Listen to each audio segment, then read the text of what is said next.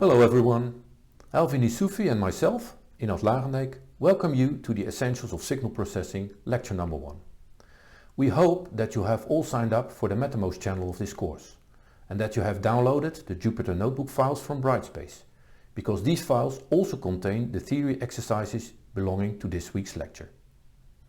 In this first lecture we basically talk about what signals are, where we as computer scientists could encounter signals and signal processing, and how we approach teaching of signal processing to you, computer science students, namely via the combination of theory, exercises and practical software implementations.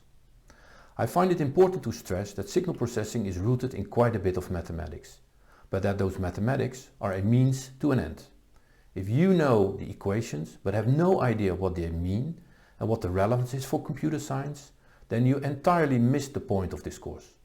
For that reason, turning the mathematical expressions into code, running that code, visualizing and understanding the results is an important part of this course. The learning objectives for this week are the following. First, you should be able to explain why digital signal processing is important.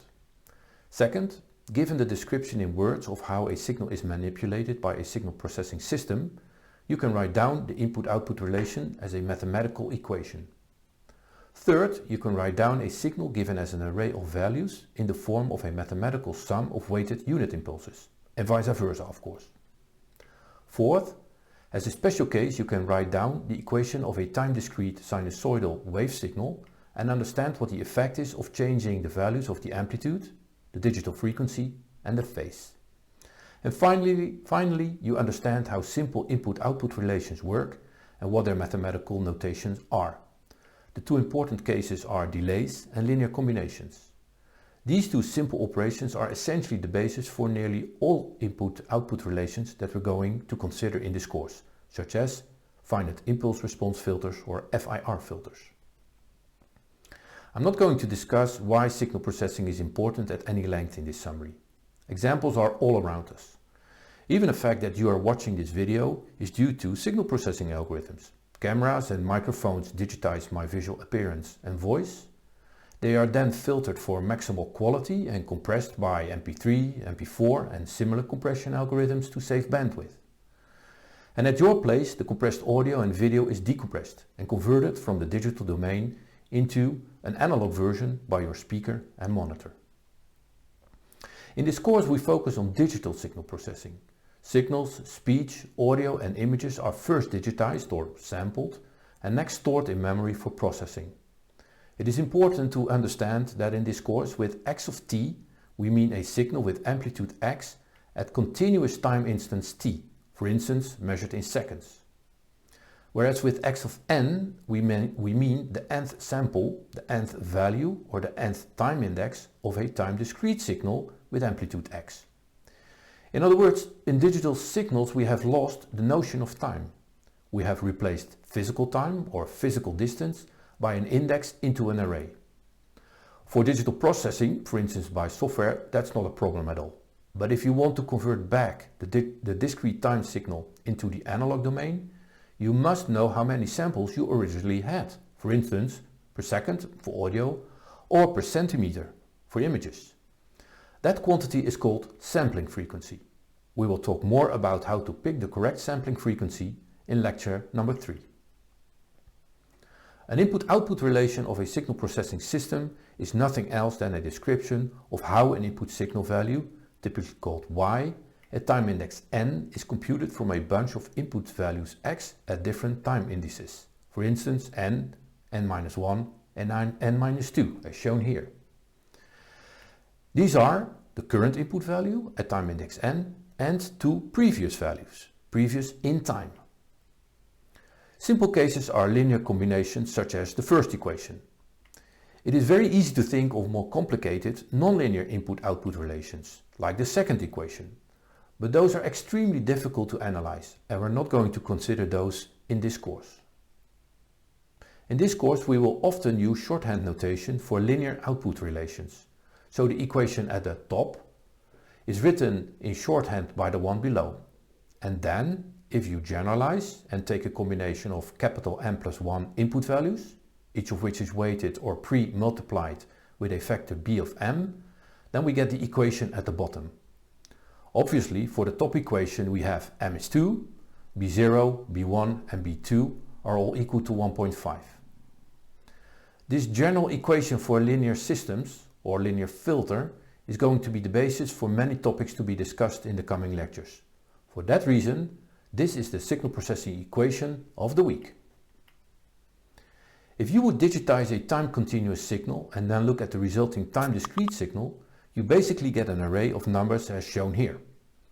In mathematical terms, we see this array of numbers as a sum of weighted unit impulses, also called delta functions.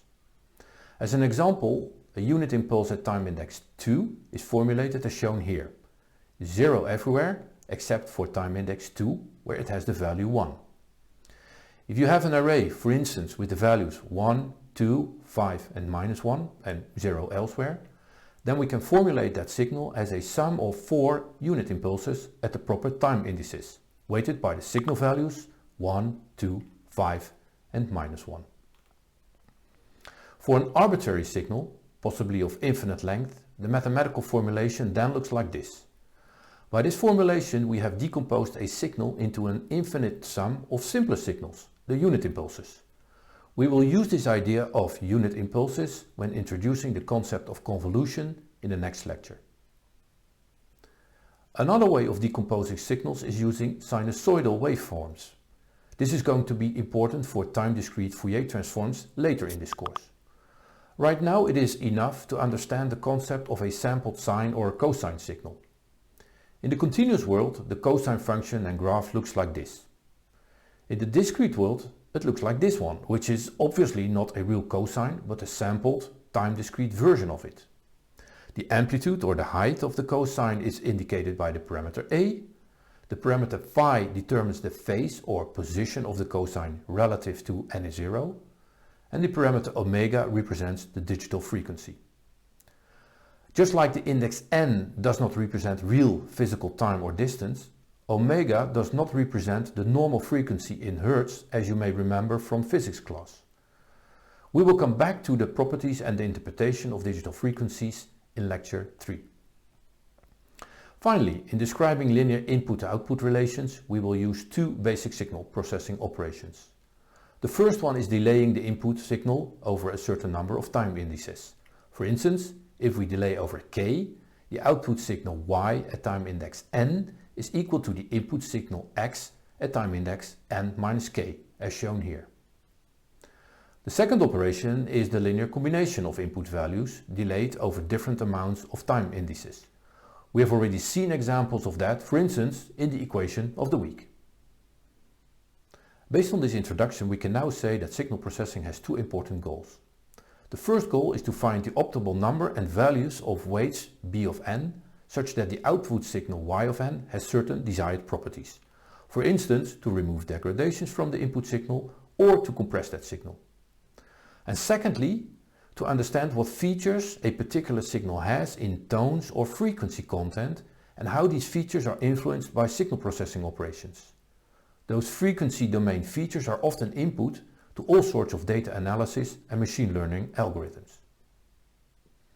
To wrap up, here are two exercises that you should be able to solve with the study materials of this week.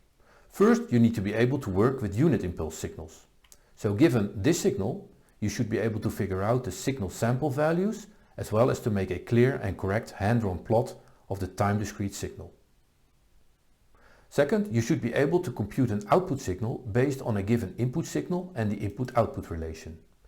Given, for instance, this linear input-output relation, what is the output y of n when the input is given by this x of n? Of course, in many cases, these signals extend from -infinity to +infinity. For the calculations, you are typically expected to compute the output values only for a certain range of n. That's it for this week. We do not have mandatory Python assignments for lecture 1. This will only start after the next lecture. But we do have a number of Python exercises for you to get a bit of practical experience with creating, loading, manipulating and listening to discrete time signals. Please carry out those exercises as they help you to prepare for the upcoming Python assignments. See you soon again. Bye bye!